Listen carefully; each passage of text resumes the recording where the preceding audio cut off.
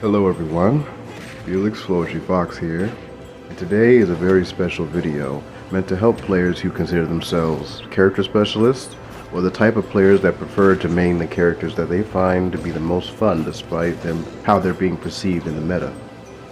It is also for those who have a problem maintaining a positive mentality due to feeling like the characters that they play might be holding them back, or perhaps feeling pressured by their peers in the community to simply play someone better and all their problems will just go away. There's a major disconnect that I see from players when it comes to characters and how people generally judge their potentials. And honestly, I have been seeing a ton of unnecessary downplay that often gets so exaggerated that some people actually start believing it to be true. This is especially common among players who struggle with the characters that they main. Honestly, I'm not exactly sure how I was originally planning to start this video, but all I know is that this video was originally going to be about the constant downplay I see people doing towards DK. But the more I thought about it, the more I came to realize that it's not just DK that gets downplayed. It's almost every character to an extent. If you want to hear my full unfiltered thoughts about Donkey Kong, please check out my previous video, The Honest Truth About DK. But none are more consistently downplayed than the characters that are often widely considered mid-tier or lower, and a lot of them comes from the very people who main them. Now, let's make a few things perfectly clear right off the bat. I am not trying to argue against personal opinions about character viability, nor am I against people thinking their character isn't good.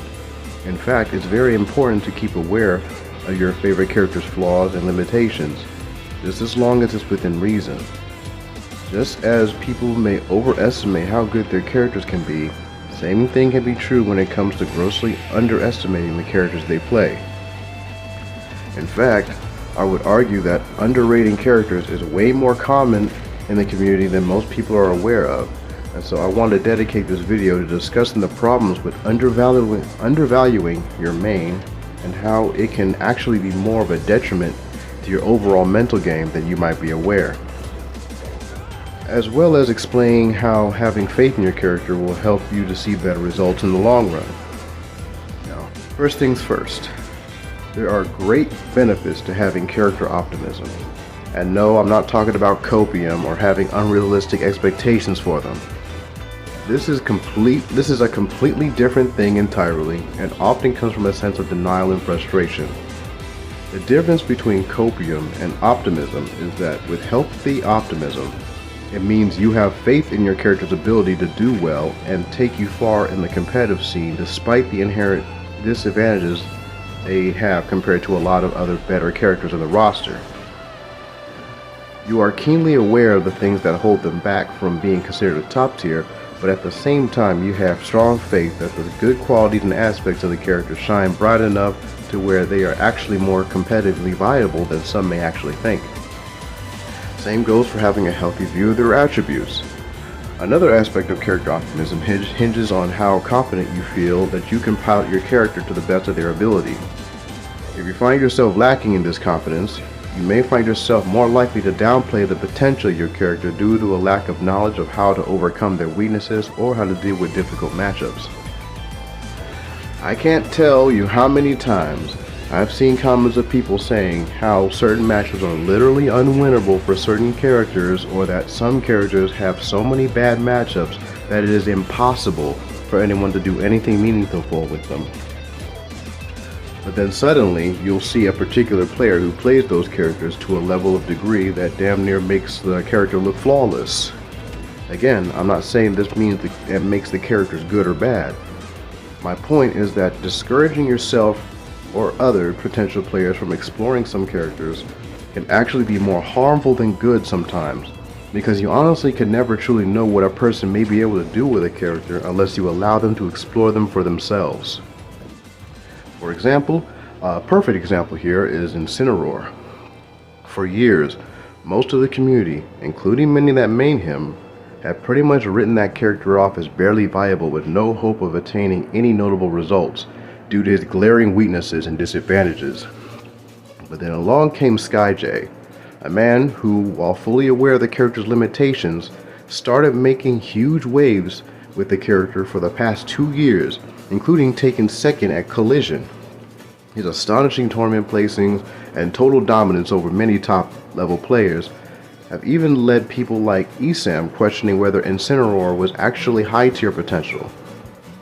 This was mainly based on the insane tournament runs of a single player who managed to make a once disregarded low tier look solo viable, all because he saw the true value of his character, had faith in his ability to succeed, and was able to push the character to his limits.